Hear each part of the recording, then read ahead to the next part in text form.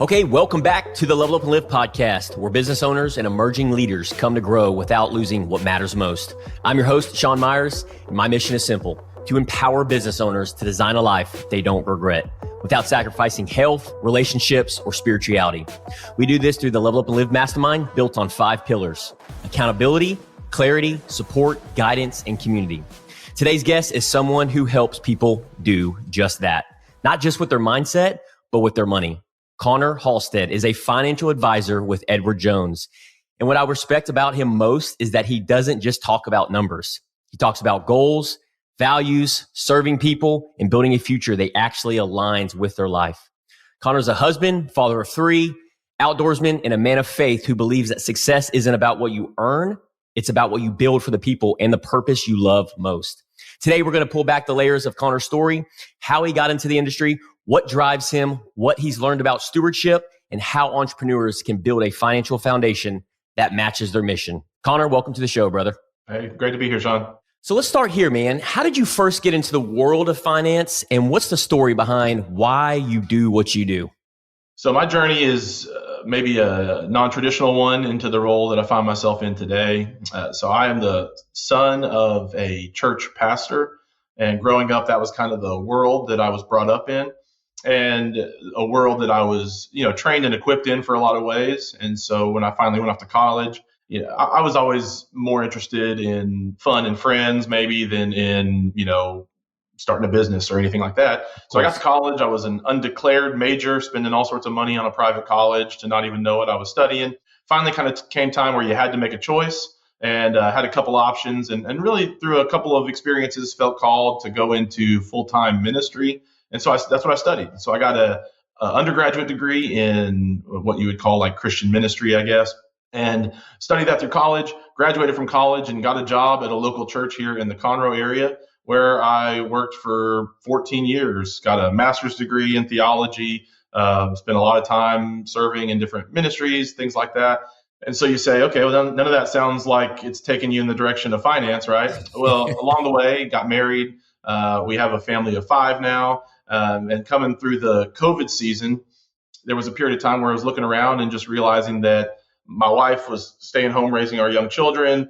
I was trying to work, but the finances of all of that just wasn't really working out inside our family. I needed to find a way to make some more money. And unfortunately, as much as I love the church work that I was doing, working for a nonprofit organization is not the best way to maximize dollars into your family's budget. And so through a long, kind of condensing the story down, but through a long season of prayer, discussion with my wife, honestly, hard-headedness on my part, having to kind of break down some of my own identity and things like that, just came to a season of prayer for God to give some direction. Through a conversation with a friend who was in the finance industry, he asked me what was really a simple question, but maybe it felt really like, oh, wow. In the moment, he said, what is really important to you about the job that you have?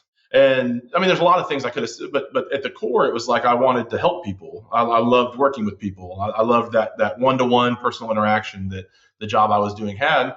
And I didn't want to lose that. I was afraid of going and getting some job where I sat behind a desk and looked at spreadsheets all day long and didn't interact with people. And so he was in the finance industry. He said, let me tell you a little bit about what I do. And he went on to tell me stories that weren't about finance. They were about, helping out an old lady who needed something, who was a client of his, and going to her house and helping her rake up the leaves. It was these stories of service. And I was like, well, that doesn't sound like, the boring. So it started me on a journey of, okay, well, that sounds pretty good. The opportunity to support my family is a little bit better in that field, but I'm not trained, equipped, or, experienced in that. Yeah. And so anyways, through a journey of praying for God to open and close doors, it allowed me the opportunity to take a leap and make a total change. And it brought me to the financial services here, where now what I've found is that a lot of the things that I loved about the ministry that I was in, I get to do now. The content is a little bit different, but a lot of the work with people is still the same. And it was something that I had some interest in also, so that helped too, right? It wasn't like something that I hated. I was interested in the world, just wasn't really trained or equipped in it at all. So here I find myself now. And one of the things that I love about your story, Conner, is that you go through being in ministry and you did it for a decade plus. So you learned how to stewardship, you learned how to, and then tying that to financial and finances. And that's what you're doing, helping individuals paint that picture and what they want their vision, what they want their future to look like. And a lot of times from my experience with working with entrepreneurs and business owners and even emerging leaders and just everybody wanting to level up their finances, I have found that they don't tie that to stewardship. They don't tie that to putting Jesus and God first. And we can cover that here in a little bit, but that was one of the things when you were sharing your story, how beautifully that has played into God working through you, taking you from ministry into the financial realm, the financial industry, and the byproduct of helping more people get to where they want to go in their financial goals. Well, that helps you get to where you want to go. And that's the byproduct of helping those people. So I love that because I'm also in the financial services as well, because I didn't understand this for the longest time because I always thought it was about me. And it was a recipe for disaster. Once I picked my head up and realized it was about helping other people hit their goals. And in your case, it's hitting those financial goals. And in my case, it may be X, or our listeners and viewers and audience listening to this today, it may be this. And whatever this is, if you can help your customer get to that safe place, like we're in the insurance industry. So our job for customers is to help them get a peace of mind when it comes to insurance. So the more people we help have a peace of mind, the byproduct of that is the more customers that we can help in our market and community. But along the way, we experience challenges, we experience obstacles and trials and tribulations, and it's all been rainbows and sunshines for you, right? No, that's right. Yeah, no struggles whatsoever. No. And to piggyback off of that, that's exactly right, which is that if in my mind, it was always spiritual things are of utmost importance. But honestly, financial things are probably of maybe second most importance for the average person. Yep. And you could say relationship, but a lot of times those two things are almost so intermingled that it's hard to pull one out from the other. And that's right. Number one leading cause of divorce is financial issues. And so when you start to see the ministry opportunity in helping people get their financial situation under control, there's a lot of people who it clouds their spiritual judgment. It clouds their relationship judgment. It clouds so many things. And so to be able to help bring clarity, I mean, again, peace of mind is kind of it's kind of the underlying thing that we try to barter in here, which is like, hey, let us help you have peace of mind about the plan and direction of what you're doing. And when people can have that, it releases them to then be a better version of themselves for their family, a better version of themselves in their business, a better friend. Because when that financial pressure, and probably all of us have felt that, I mean, I know I have felt that, of course, when that is bearing down on you all the time, you're not a good version of yourself. And so through simple things like budgeting or through a plan, that can bring you to such a better place. And so, so just to say all that, yes, there's been struggles and difficulties in my journey as well, like there has been for anybody, right? And it hasn't been, growing a business is not linear, at least not for me. I don't know if it is for others, but it's more of peaks and valleys, right? You hope that you're trending in an upward direction, but it's ups and downs. And so you have really great moments of success that maybe sometimes are instantly followed by moments of failure, right? Maybe there's a season of success or a season of failure. And so I think for me, a lot of it's just trying to kind of keep your eyes focused on the goal. I pray in my personal prayer time every day for God to bless me and help me to bless others. That's kind of what I want, right? I don't want to just this be a transactional thing where they pay me and I provide a service. I want it to be a mutual blessing for everybody. But again, blessings don't come in a steady supply either. There's, it's like sometimes you go through seasons of nothing or of quiet, and then sometimes you go through abundance. And so it's just trying to remain focused on what's important, remain focused on the purpose and the mission, continue to just control the things you can control, right? Do the work you can do, and then just trust that the end result will come one way or the other. When I first got into the insurance industry, I was making $25,000 a year. And I remember going to Burlington here locally in Conroe, and I would walk in there and I had a budget of $50 for business shoes because we had to wear business attires.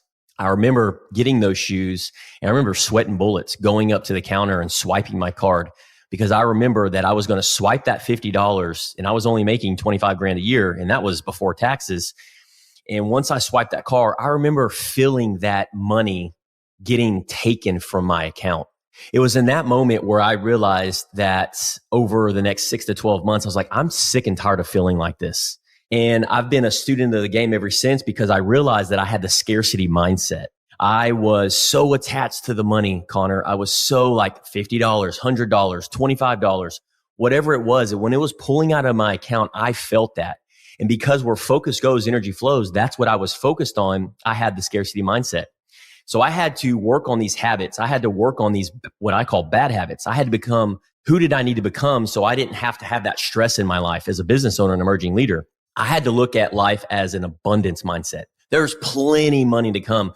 And once I started transitioning my mindset to there's an abundance mindset or the abundance of money that's going to fluctuate. Well, how do you get more money? What's the byproduct of that?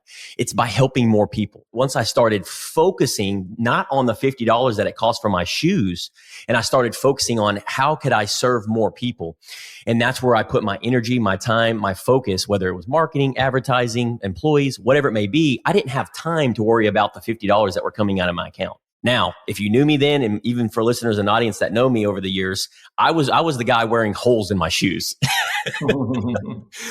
But my focus went to providing that value to the people. And guess what came over time? It finally, because I was able to level that up and provide value to the marketplace, the byproduct of that was the money. So to our listeners and audience and viewers, I would just encourage, if you have, a scarcity mindset like I did, then to start focusing and transitioning on that abundance mindset, which will allow you to provide more value to the marketplace. Now, Conner, when you sit down with a business owner, emerging leader, or even a family, I'm curious, man, how do you help them get clear on what they really want? Not just financially, but in life. And I'm sure that runs congruent. Yeah, definitely. And just to even piggyback off what you just had said, there are people that have millions of dollars that still have scarcity mindset. And that's kind of the saddest one when you sit down with somebody who's got millions of dollars, but they're afraid to spend it or they don't know what to do with it. And so they've spent their whole life accumulating this, but they still are holding on to that fear of like, what if it all goes away? Yes. And versus people who, and don't be flippant with your spending or anything like that, but people who have that mentality of blessing others or giving, or, it's such a more fulfilling life. Money truly does not make a difference in the state of your happiness. There is a level of fear when you have no money, but when you've got a plan and discipline, it makes such a huge difference. So sorry, to circle back to your question, it was how do you help? Sorry, ask it one more time because I went on. No worries. Yeah, when we're sitting down, we're talking because we're on a podcast today. So if you're sitting with a business owner, you're sitting with a family member or even emerging leader, how do you help them get clear on what they really want, not just financially, but also in life? That, because they both run hand in hand in alignment. Yeah, for sure. So sometimes that's difficult because I could have what I think the goals should be for a client. And so, we use from kind of a start with the end in mind. What are your goals? Where do you want to end up? And then we try to look at where are we today? And then we say, how do we get from point A to point B? And that's kind of where we come in is in the journey. But for people, it's like a lot of times you ask somebody, what are your goals? And they don't have an answer. They don't know. It's like, what?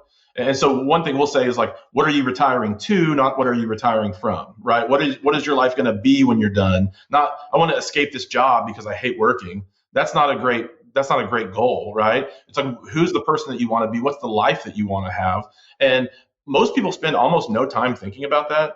And so that's what, sometimes it's a journey with the client to say right away, they may not really have an answer. And so a lot of times what we'll do is we'll just put in like fake stuff at first. Hey, you want our bills are this much, so we at least need this much to live. I'm going to add in, $10,000 a year for travel into your plan because who doesn't want to travel? I mean, but it's like, you tell me what you want, but you don't know yet because you haven't thought about it. And so a lot of times where we leave things with people is your homework is you and your wife need to sit down and have dinner sometime in the next month. And then we'll circle back up and y'all need to discuss what is life, what are we even doing all this for, right? What are our goals? Is your goal to grow this business and sell it for $5 million? And then what do you do? Or is your goal, some people want to work until they croak, like they love work. Even if they, hey, they're a builder. And if they quit doing that, then they would become a farmer or yeah, exactly. Right? My language, Conner. Yeah. Hey, I'm selling insurance, but if I ever quit doing that, I'm going to go be a car salesman or something. I don't know. It's like people just love the grind. They love the work. It's like a shark. If they stop swimming forward, they would die. They got to keep moving. And maybe that's your goal, and that's great. Some people want to, they want to pop on the couch and watch Fox News. And I usually say, hey, that's a really good way to like ruin the rest of your life, is just to sit on the couch and do nothing. And so what does that look like? How are you going to fill that 40 plus hours a week with? Family is the answer for a lot of people, right? You want to chase grandkids around one day, and so how do we make sure that you can do that? For a lot of people, it's a moving target, though, at the end of the day, right? Some people have really clear goals. A lot of people don't. And so for a lot of people, it's kind of like, here's where we think we're going to go. And that's where the ongoing process of what we do with people is good, where it's not a one-time deal that we set in stone and then say, see you in 30 years, and we'll see if we succeeded or not. But we're always following up. We're always checking, because, maybe the lifestyle and the dreams that you have today. I mean, Sean, you've shared your story. 5 years ago, your lifestyle and dreams would have been different than they are today. 100%. And so your goals have probably changed, and you've changed. Yep. And so a lot of what we try to do is just get the conversation started. A lot of times it's funny. You sit a husband and wife down together and you ask them what their goals are. It's not going to be the same answer, right? It's not going to be the same answer. I mean, a lot of times for men, we're dollars and cents. I need this much money to live this. Women are more about, well, I want to be able to pay for my grandkids' college, or, it's very much about family or people. In fact, I remember I have one client, they were sitting here, and the wife didn't want to be here, doesn't want to think about it, doesn't want to know about it. They've got plenty. They're well off. He's very analytical. And we talked about having a family meeting with their children, to bring their children in to discuss, like, hey, here's what the family's working with. Her eyes, I mean, that was she lit up and she got on it. And that was the only time working with them that she has been like, yes, answering emails, answering calls, ready to go. Because what she cared about was making sure her kids were taken care of. That's what she cared about. Yeah. She didn't care about how many dollars they had or anything else. She wanted to make sure that the kids were taken care of, that they knew the plan, that they were in the loop, that there was no anxiety from them. And so, yeah, it definitely a moving target, definitely not one size fits all. And like I said, for most people, they don't think about it. So my encouragement to anybody listening to this would be, make a goal, make a plan, come up with something. If you're building a business, what's the purpose of it, right? It's like we're all in the wheel trying to spin like a gerbil, but we don't have a goal in mind for why we're doing it, other than, I guess, to pay next month's rent or something. But think bigger than that. Try to make a plan. Man, what I love about what you're sharing, Conner, is I resonate so much with it, and it's so needed for 99.9% of the population. And even myself, I'm just, for selfish reasons, I'm like, man, to have somebody like you in the corner in somebody's life to consistently create a rhythm and a system and process to follow up with that individual and evolve with them, asking them questions. And that's what I'm hearing you say, is that you're slowing them down because they're going a million miles an hour doing these things over here. If you're a business owner, a mom, a dad, taking care of the kids, taking care of work, your job, your business, the last thing that they're typically focused on is, where am I going to be in 10 years, 15, 20 years, like you're saying. And I love that you slow that down with your clients to help him, get that GPS. Where are we going here? And what's the goal? What's the outcome? What's it look like? And getting super clear. And then I also loved what you said about the mom coming in there, because our motives, our agendas are different than our spouses. I just want my kids to be taken care of. Well, what does that actually look like? What does that mean to you? And having them break it down, because what I'm hearing you say, Conner, is that you're tying that emotion to that mom, because now she's leaving the meeting with you because you asked a good quality question, and she's going out sticking to the game plan. And that's your job, right? Is you want them to stick to the game plan for the next year, 3 years, 5 years. Not like, hey, we're going to go on a $10,000 vacation. We need to pull from our retirement account. No. That's not what we're doing here. Remember what you told me 2 years ago, that you were doing this for your daughters? This is that moment for you. Is that, do you have any thoughts on that? Yeah, no, that's 100% right. At the end of the day, like with anything else, you have to find what resonates with the person, right? I mean, if you're trying to sell somebody an insurance policy, you've got to get them to understand the risk that they're at if they don't have it, right? What happens if that, or the other happens? Same as a doctor, they could tell you, hey, you're overweight, but they have to get you to understand the value, the importance of that for you to actually make change. And so for us, it's about trying to ask questions, trying to find out what's truly important to somebody, because everybody knows I should spend less, I should save more. I mean, I also know that I shouldn't eat cookies and donuts, but some people still do that, right? We all there's no, dieting is not some mysterious science. It's like, eat less calories than you spend, eat healthy food. But, that's why people need personal trainers and stuff like that, because most people won't do it on their own. They need accountability. They need help. And so for us, it's like, a lot of people know the things they should do, at least at the base level, right? Yeah. But they don't do it, or they won't do it, or they haven't done it for a lot of the case for people. And so, where we can come in is to help tie that to something that matters. And that's why goals, I think, are so important, because when you start to talk about goals with people get motivated to reach their goal. Yeah. If it's like, hey, you need to save more, hey, you need to spend less, it's like, yeah, sure, whatever, but I also want to do whatever this other thing is that I want to do. But when you have a goal attached to it, it's like, I think about when I was a little kid, I wanted a paintball gun so badly, and so I thumbtacked an envelope or a Ziploc bag to my cork board, and every time I'd make money, I'd put it in there to try to save, because I had that goal of getting something. If I was just saving money to save it, I probably wouldn't have done it, but I wanted that thing. And so that's where goal setting can be a powerful tool for people, where it's like, hey, in retirement, me and my wife, we want to travel the world. That's going to take money. That's going to be expensive. And so I want to do it with my kids now. So how do we do that, right? Is that possible? Can we accomplish it? How do we do it? And so that goal setting can help motivate people to action, because what I see for a lot of people is, and a lot of the lack of urgency or the lack of action is, well, I haven't done it for the last 5 years and life has been okay. Maybe life isn't even good, but it's like, hey, here we are, I made it. And so why am I going to change now? And that's where I think we can show, well, what's the life you want to have? What are the goals you want to reach? How can we do that in the best way possible? And when you tie it to goals, people are maybe actually just motivated to do something. So I'm curious, I want to stay on that for a second. Why do you think it's so hard for high achievers, business owners, emerging leaders to really do what we're talking about? Pause, reflect, slow down, come up with a game plan. And how would you help them bridge that gap? Any thoughts on that? Yeah, no, definitely. This is probably one of the biggest frustrations in my job, my work, is that there are people that I know that I can help, that I want to help. And I mean, obviously to grow my business, but also because it would be good for them. It would help them. Yeah. But getting them to take time to see the value in something that they haven't valued before is a challenge, especially when I think for so many high achievers, there's so many things that are vying for your attention at all times, right? There are so many, I mean, your business, like how much time does that take? How much mental power does that take? Your family. And usually by the time you kind of get past like those two things, like business and family, there's not a lot of time, like maybe friends, maybe hobby, maybe a little bit. There's not a lot of time for other things. And so a lot of times it's like that initial inertia of getting started. It's a challenge to find the way to motivate people that it's important. Maybe similar to like a diet plan, probably getting started can be the hardest part sometimes. Once you kind of get rolling, then it's like, this is another thing I'm doing.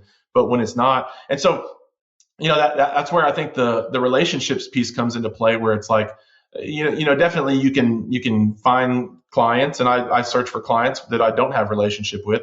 But when you have relationship with somebody, a lot of times it's not the first day you meet them. It takes a while for them to first off get to know and trust you, but then also for them to decide, they probably decided 6 months ago that they need to do something, but it takes them that extra 6 months to pick up the phone and make a phone call about it. And it's just part of the business, right? And so, but yeah, I think it's just, there's so many things vying for attention. There's so many easy ways to make excuses for things. There's so many other things you could say, oh, I'll do that next week, or I'll do that next month, or what I think for me, the one that hurts my heart is when I meet with clients or meet with prospective clients. We start to lay some of this plan out, and then they kind of ghost because they get caught up in everything else, right? And it's like, man, this is important. We talked about it. You bought into the vision, you bought into the goals. Yeah. But then you kind of slide back and let the other things come back and take control. And so that for me is the one where I hate to see that for people, because it's like, no, this is like, we should be doing this. This is important. And so that's part of the challenge. I think part of the reason why there's a lot of talk in our industry about the role of AI and how important will we be 5, 10, 15, 20 years from now. I think there'll always be a role for some version of what I'm doing, because at the end of the day, people need that person in their life to be a motivating factor, I think, to help them do what they know they should be doing on their own. I see a lot of corollaries between personal trainer and financial advisor, where it's like, yeah, I could go to the gym and lose weight and work out, but sometimes having somebody that holds me accountable to that can be really important. And way, go ahead. Yeah, you bring that human connection, that you're meeting them where they are, and you're making it relatable, that connection, that accountability, and doing these things and almost holding their hands through the process until they create that foundation, that rhythm, those habits, and picking their, because at the end of the day, it's like you said, reference the gym. people want to see results. They want to see progress. And I think that's what's important. Anything that we do, whether it's any industry, it's if we hire a service or we have a product, it's like, where do I see this fitting into my life? And is it going to benefit me? Is it going to help me? Is it going to progress me? And tying that to an emotion and having somebody that's going to be in your corner that can be with you in the ups and the downs, like a trainer, like a financial advisor, like an insurance agent. We tell our customers that all the time. It's like, when you go through a claim, not if, but when, because a claim will happen one in 12 years, a house, a car, something will happen. Who are you going to call? Do you want to call a 1-800 number? Do you want to talk to your AI robot? Or do you want to talk to an actual human being that's going to show that empathy and care for you? So I agree with you on that, man. Now I want to transition a little bit. You're a husband, father of 3, and active in your church currently. I'm curious, and I know a lot of our emerging leaders and business owners, man, because they struggle with this. How do you balance it all while staying present in both your family and professional life? Man, that's a tough one. Yeah, if anybody has perfectly figured that out, let me know. I think the biggest thing I would say is just trying to be present when I'm there. I mean, there's so many things like, for us, the phone, the emails, the alerts are always going. And that's one thing I've really been working on, is trying to not be if I'm at home, trying to not have the phone glued to my hip, or not, look at all that kind of stuff. I think with the family, I mean, our kids are at the ages where there's so many activities. I mean, a lot of what we're doing is just following it's like we're their chauffeurs, taking them from thing to thing to thing. Yeah. But I hope one thing is that in the business owner mentality schedule, making sure that you're prioritizing your family, because most of us can control our schedules to some extent, and we can be in control of what we do. And so sometimes, even if it's not the best for business, trying to put family first with some of that, hey, maybe I could work longer, and maybe that would help me grow my revenue by X dollars or whatever. But maybe going to my daughter's volleyball game is more important than that. She plays volleyball, and it requires a couple days a week for me to shut down shop early and go, leave before business hours are technically closed. Yep. And it's for a season, it's for a period of time, and you can do that work other times, or you can make sure you're filling in the gap other ways. It's not an excuse not to work, but it is a prioritization thing, where it's like just really, really important to make sure to try to take time to prioritize family, because there's always going to be more to do, right? I mean, there's never a point where you do it all and you go, okay, well, I guess I'm done. I guess I'll go home now. There's always another call you could make, or another, email, or another report, or another whatever your industry is, go stand on the street corner and flip a sign or whatever, like the real estate people do. There's always something else you could do. And so just trying to find a healthy balance of when is it time to put it down and just say enough's enough for today, and go be present with the family. The church thing is a hard one. I mean, I was on staff at the church, and I was the one who was probably kind of quietly judging everybody who wasn't at every single activity all the time. And now we're the family that's not at every single activity all the time, because there's so many other things going on. And that's right. We're still active at the church that I worked at, which is kind of an interesting dynamic, because it's just, I don't know, you have to kind of separate who you used to be from who you are, or else you end up getting put in charge of everything. And I don't want to do that. But trying to pick and choose the things to be involved with that, like my daughter's in the youth ministry and student ministry at the church. And so being a little bit a part of that, to get to do some things with her. I always loved to teach Bible class. And so done a very little bit of that, but, being involved in some of that stuff. But again, a lot of it, especially at first, it was me pulling back saying, hey, I'm drawing a hard boundary here to say I got to create some separation. And now we're at a point where I'm kind of reintroducing into some of that stuff, because I do enjoy and love it still. But yeah, I mean, the balance is tough. I won't lie and say that we're batting 1,000 on that. But I would say at some point, just putting the work down for the day, and it'll be there for you tomorrow. Maybe some advice for somebody. You're doing the best that you can, right? And you're plugging yourself into the Level Up Live Mastermind group. You're being held to higher standards at accountability, and giving people that are like-minded individuals permission to hold you accountable. Because at the end of the day, I've learned this in business, and I'm sure you know business owners, and you probably see it with your clientele. But I've learned with business owners over time is they can be a multi-million-dollar company, get to $10 million, and that's their only goal. That's their North Star. But then they pick their head up in 3 years, and their kids don't like them. They're getting, they're on their second divorce. They're 50 pounds overweight. Well, but I have money in the bank. It's a miserable road. And I've been down that road, and I don't recommend it to anybody. There's another way to go about it. It's designing a life that you don't go to regret. And that's by an alignment. That's by, I don't believe in balance. I believe in alignment. I believe in time management. I believe in time blocking because we all have the same amount of time during the day. I believe in presence. When you shut down the office, you're going to the volleyball and you're going to be there. You're going to be there to support your daughter.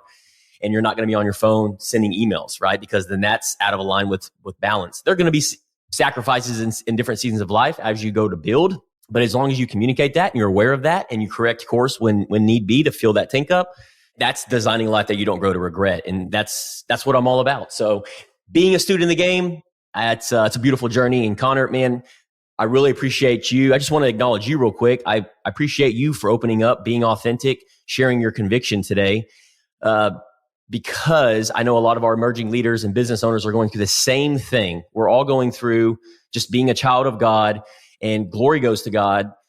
And the things and who we're trying to become that 10.0 version of ourselves, we're never going to be perfect, but it's the journey. It's enjoying that process along the way. And what I've learned about you as well is it's not just about the grind or the numbers, but it's like what we just talked about. It's about finding that alignment in the things that we're doing. You being an outdoorsman, you being a man of faith, you in your business, and aligning that with who you're wanting to become for business and in life.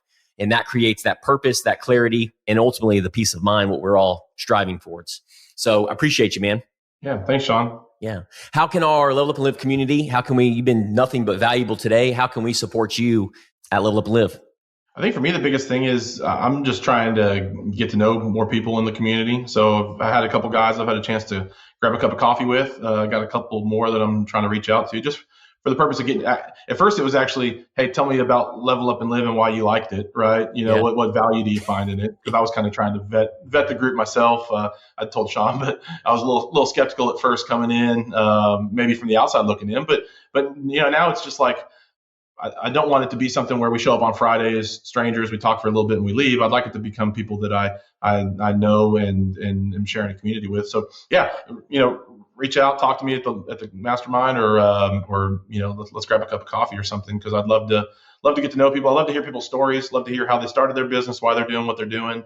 That inspires me. So there you have it, folks. Reach out to Conner. He's looking to connect, do some coffee, do some lunch. We'll have his contact and link in the show notes. Outside of that, if something from today's episode hit home with you from Conner's story, please don't ignore it. We want you to take action. Take one thing Conner shared today and apply it this week. Whether that's slowing down to define your goals, your financial goals, having that conversation about legacy and where you're headed in the next 3, 5, 10 years, or just recentering your vision for the future. We'll also, again, have the links in the show notes so you can follow and connect with Conner. And if this episode helped you, share it, leave a review, subscribe, so more business owners and leaders can join the movement. Until next time, stay on mission, lead with clarity, and keep leveling up without losing yourself. Thanks again, Conner.